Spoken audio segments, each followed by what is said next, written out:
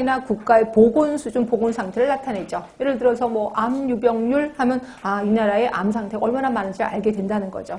자, 두 번째는 그래서 사업의 필요성을 결정해 줍니다. 고혈압 유병률이 높대? 그럼 그거 사업해야 되겠죠. 자, 그리고 더 나아가서는 세 번째, 법률의 개정이나 제정도 촉구하게 된다는 거죠. 그 다음에 네 번째입니다. 자, 우선순위를 결정하고 그 다음에 보건사업의 기술 발전에 도움을 준다. 그러니까 이게 유병률이 높아. 그럼 그 사업부터 먼저 해야 되겠죠. 그래서 유병률이 높아질 거고요.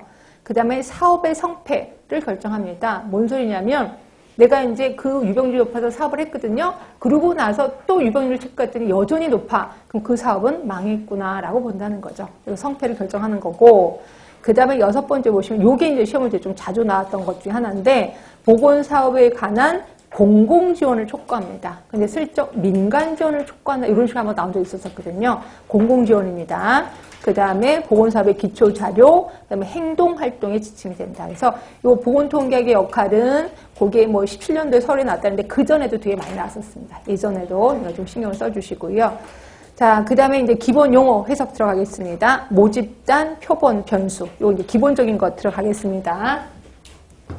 자, 이거죠. 제가 이제 만약에 65세 이상 노인을 대상으로 이분들이 무슨 병을 갖고 있는지 제가 조사를 할 거예요. 그러면 우리나라 전체 65세 이상 전체를 우리는 모집단이라고 표현합니다. 이 모집단을 다 조사하는 걸 우리 뭐라고 하냐면 전수조사라고 하는 거예요. 그렇죠?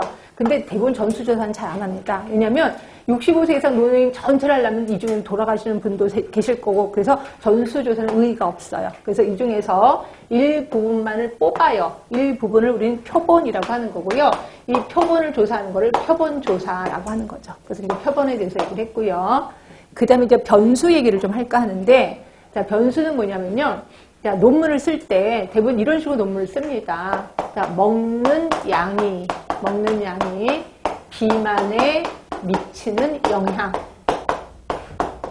이라는 이제 논문을 쓴다고 합시다. 그럼 여기는 사람마다 다른 수가 두 개가 있어요. 하나가 먹는 양, 사람마다 다르겠죠. 또 비만, 사람마다 다를 겁니다. 요 두 개를 변수라고 하는 거예요. 근데 변수에는 두 가지가 있어요. 하나가 독립변수가 있고 또 하나가 종속변수가 있단 말이에요. 자, 독립변수는 뭐냐면 혼자 변하는 거예요. 그리고 종속변수는 얘에 의해서 변하는 걸 종속변수라고 하는 거죠. 자, 그러면 먹는 양이 있고 비만이 있어요. 어떤 게 뭐 때문에 변하는 거예요? 예, 비만이 먹는 양 때문에 변하는 거잖아요. 그러니까 얘는 독립변수라고 하는 거죠. 그리고 얘 때문에 얘가 변하니까 얘는 종속변수라고 하는구나 이렇게 보시면 돼요. 그래서 저는 변수 해놓고 종속변수, 독립변수 처음 오시면 거기다 써주셔야 되겠죠. 독립변수, 종속변수. 그래서 아예 얘를 하나 써놓으시면 이해가 좀 편할 겁니다. 그치?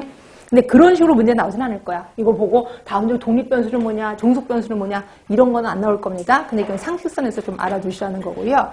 자, 그러면 이제 측정 수준 하겠습니다. 측정 수준. 자, 이거를 뭘 보시면 되냐면 여러분들이 한 번이라도 설문지를 조사를 해보셨을 거예요. 그 설문지 한 번 했었던 거 머릿속에 기억하시면 될 것 같아. 제일 처음 질문이 대부분 이런 질문일 거예요. 당신의 성은? 이렇게 물어봐요. 그러면 1번 뭐 남자, 2번 여자 했어. 그러면 저는 2번에 여성이니까 2번이라고 체크를 하겠죠. 그러면 이 연구자는 이 설문지를 집에 가서 컴퓨터에 입력을 할 때 1번의 답은 2번이라고 쓸 겁니다. 자, 그러면 요 2번은 여자라는 이예요? 아니면 숫자 이예요?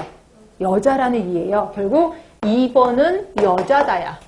다시 말해서 2번은 남자가 아니다 이겁니다. 이거를 우리 숫자에다 이름을 붙인다고 해서 뭐라고 해요? 명명척도 이렇게 합니다. 명명척도. 또는 명목척도라고도 합니다. 숫자에 이름을 붙인 거죠. 그래서 이 명명척도는 이다 아니다 이거를 표현하는 겁니다. 이다 아니다 이걸 표현하는 거고. 그런데 두 번째는 이렇게도 질문이 있을 거예요. 당신의 경제적 상태는? 이렇게 물어봐요. 그러면 1번 상, 2번 중, 3번 하 이렇게 물어본단 말이에요. 그럼 나는 중